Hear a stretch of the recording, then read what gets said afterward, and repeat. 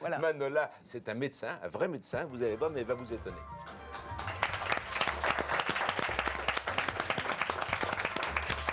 Manola Souvanlazi. Si. Alors, redites votre nom parce qu'il avait du mal à Souvanlazi, le dire. c'est Souvanlazi, je le sais. Je suis docteur en médecine, Manola Souvanlazi. Comment Non, parce que vous avez dit, il a dit. Zi, c'est Souvanlazi. Tu l'as dit, oui. Ça t'apprendra de noter que les fautes. Voilà, bien gommé. Alors, vous êtes médecin, mais médecin français déjà, médecine occidentale, on va dire. Voilà. Je suis médecin diplômé de la faculté de médecine Pitié-Salpêtrière et je me suis spécialisée en médecine chinoise qui inclut l'acupuncture et la phytothérapie, c'est-à-dire la médecine par les plantes médicinales. C'est ça qui est passionnant chez elle, c'est qu'elle a les deux cultures, les deux médecines. Il y a des gens qui ne pensent que médecine occidentale, en gros chimiothérapie, vous voyez le genre, médicaments, et d'autres qui ne pensent que médecine douce, acupuncture. Elle fait la liaison entre les deux. Si elle est là, c'est que cette médecine-là aussi vous intéresse particulièrement. Vous connaissez un peu la médecine douce. Je m'intéresse à tout. Ah oui, oui, oui, oui.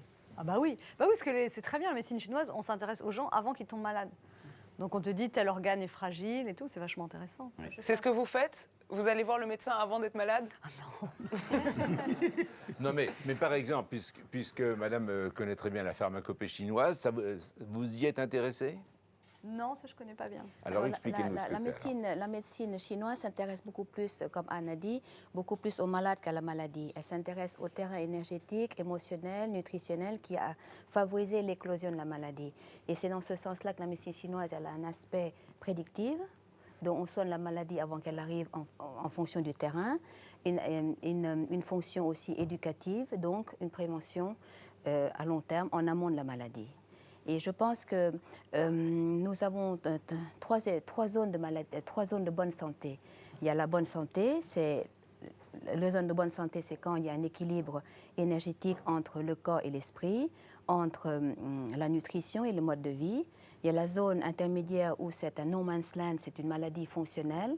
Les médecins occidentaux appellent ça la maladie psychosomatique, là où se fait le déséquilibre entre les émotions et la nutrition. Mais pourquoi vous dites fonctionnel, vous? Fonctionnel dans le sens où le malade n'est ni malade ni en bonne santé. Et c'est une zone intermédiaire où on peut tomber malade si on ne règle pas le déséquilibre sous-jacent. C'est une médecine qui est remboursée par la Sécu? C'est une médecine qui est remboursée par la Sécu à condition qu'on est médecin. Et la troisième? Et la troisième zone, c'est la zone de la maladie où les déséquilibres de la fonction amènent vraiment à des lésions. Par exemple, le cancer, l'ulcère de l'estomac, les tumeurs du foie, etc. Voilà.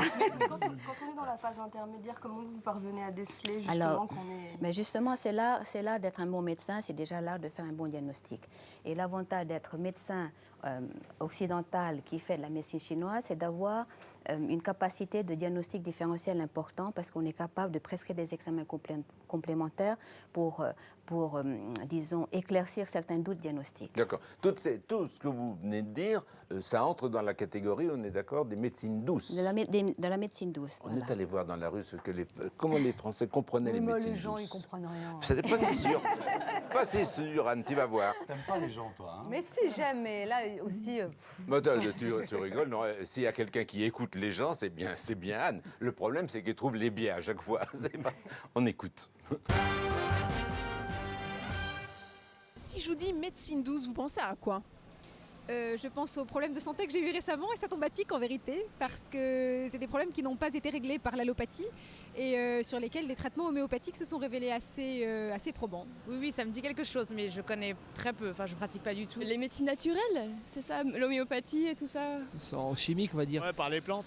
Tout ce qui est l'homéopathie, tout ce qui est l'acupuncture, les nouvelles médecines en fait qui n'utilisent pas les médicaments. Acupuncture, j'en ai les pépettes avec les aiguilles. Alors acupuncture, ça j'avoue que je suis tout à fait pour, parce que je l'ai utilisé pour plusieurs choses. Et franchement, ça je suis carrément pour.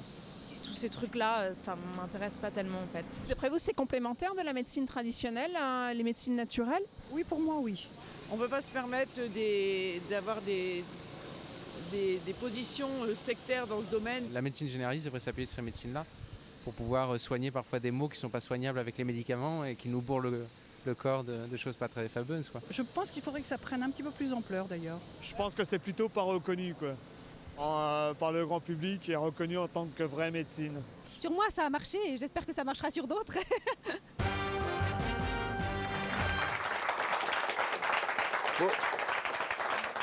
Vous pouvez, docteur, hein, vous pouvez redresser certains Oui, je certains pense biais, que hein. voilà, la dame qui a parlé en dernier a tout à fait raison. La médecine douce, dite douce, n'est pas, c'est une médecine, disons, naturelle.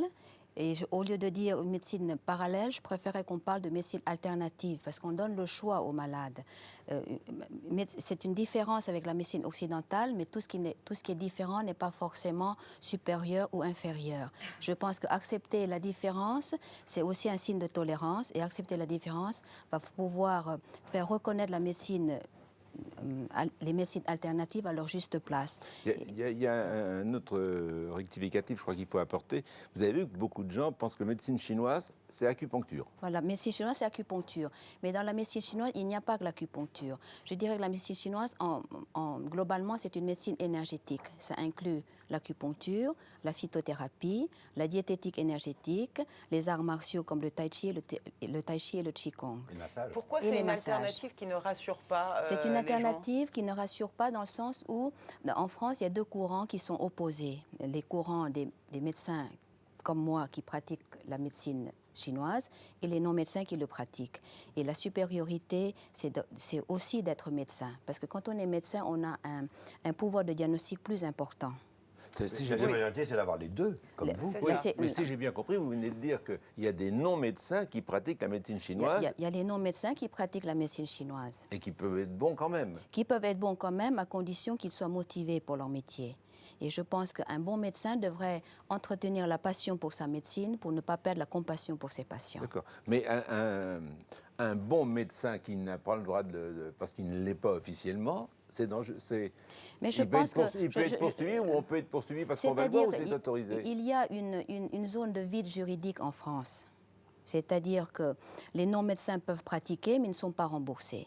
Je ne dis pas que les non-médecins sont moins bons, mais si vous allez voir un acupuncteur, il vaut mieux choisir un médecin déjà diplômé, parce qu'il a un atout supérieur dans les diagnostics, disons, litigieux et difficiles.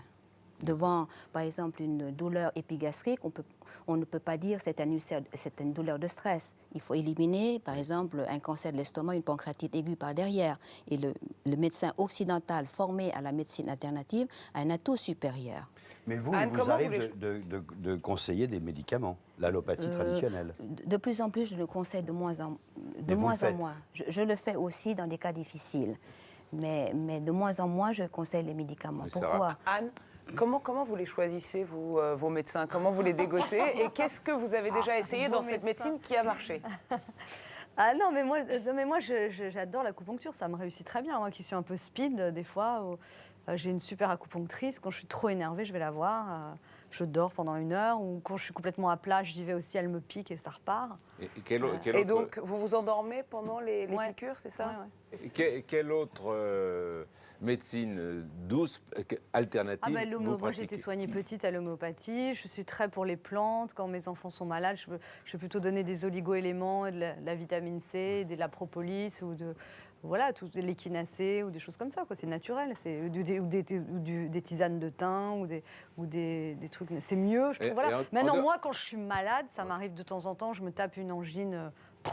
Là, j'ai un super otorino. Alors lui, il me donne des antibiotiques. Oui, là, c'est carrément. Mais parce que j'ai pas le choix et que je suis sur scène tous les soirs et que je peux pas m'amuser à attendre 3 jours que mon organisme lutte contre la maladie. Là, je suis obligée d'y aller avec les chargeurs réunis. Donc.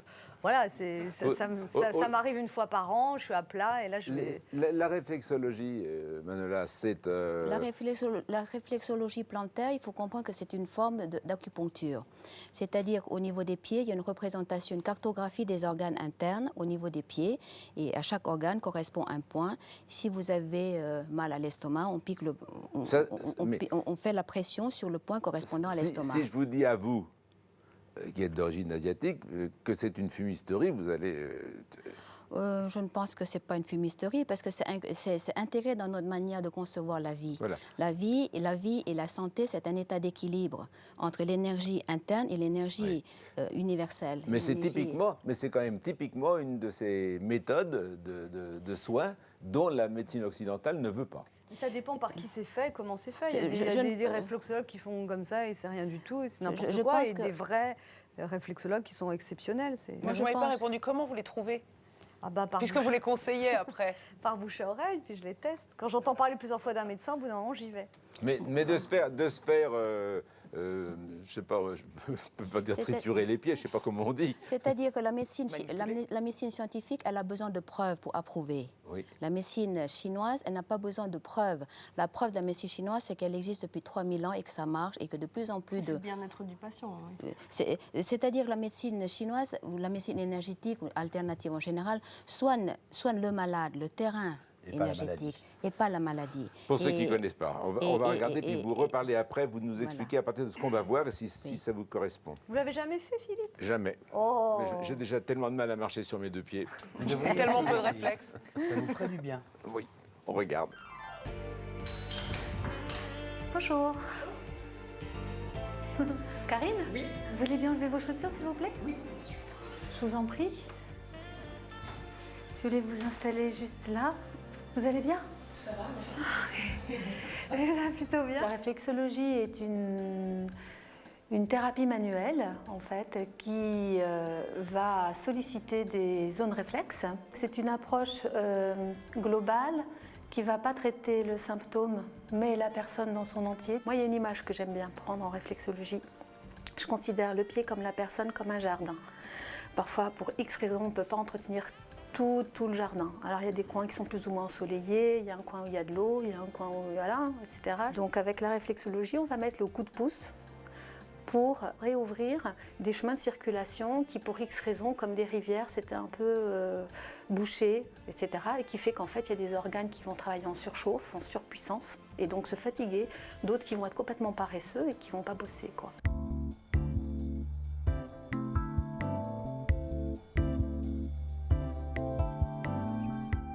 Vous le sentez, moi je le ressens aussi, c'est un point tendu. Là, ça me donne un peu d'électricité là, sur ce point-là. Donc ça fait un petit peu bizarre, mais on sent que la détente arrive de plus en plus. C'est étonnant comme les douleurs qu'on n'a pas l'habitude forcément d'aller voir, qui sont dans le pied, on pense pas en fait que c'est des points douloureux. Mais ça en est. En fait, effectivement, on n'imagine pas à quel point on est porteur de tension. Et ce que j'aime dans la réflexologie, et une des raisons pour lesquelles je suis allée vers ça, c'est que je trouve que c'est un travail très intéressant parce que, en fait, pendant la séance, on va se concentrer sur le ressenti des pieds et forcément, on va lâcher un petit peu tout ce qui se passe dans la tête. Si les gens viennent plus peut-être vers les médecines douces, je pense que déjà, les médias en parlent beaucoup plus qu'auparavant. Je pense que les mentalités, entre guillemets, se transforment par rapport à la santé, à la prise en charge, à la responsabilité de chacun par rapport à la santé. Et ça fait partie de l'évolution des choses en 10 ans, de ce que je vois, c'est que les gens ont envie d'être écoutés. Et même si c'est justement à travers un pied, ils sentent qu'en touchant une séance, c'est toute leur personne qui va être entendue pendant au moins 1 heure, 1 heure et demie. Et avec une qualité, une disponibilité qu'il n'existe peut-être pas dans la médecine, on va dire, plus allopathique classique, pour des raisons de moyens, et puis pour d'autres raisons encore. Je voudrais simplement remercier notre journaliste Karine Durand qui a prêté ses pieds pour cet exercice. C'est vraiment pas facile parfois la profession de journaliste. Bravo Karine. Non, elle prête volontiers tout son corps, vous pouvez l'applaudir. Dès qu'il y a aller chez le médecin, elle y va, je vous jure. Pour la réflexologie plantaire, par exemple, est-ce qu'on peut s'y adonner même si on est très chatouilleux ou si on est sensible aux crampes? Moi, je pense que la réflexologie plantaire, c'est une forme de médecine énergétique. Il n'y a pas de contre-indication basale. Il n'y a pas non, il n'y a pas de contre-indication. Il n'y a pas de contre-indication sévère. Mais on ne va pas trouver ça désagréable si on est un peu chatouilleux? Ça dépend qui le pratique, hein, vous savez. Là, c'est du vécu, ça sent le vécu. Ça dépend qui le pratique. Tiens,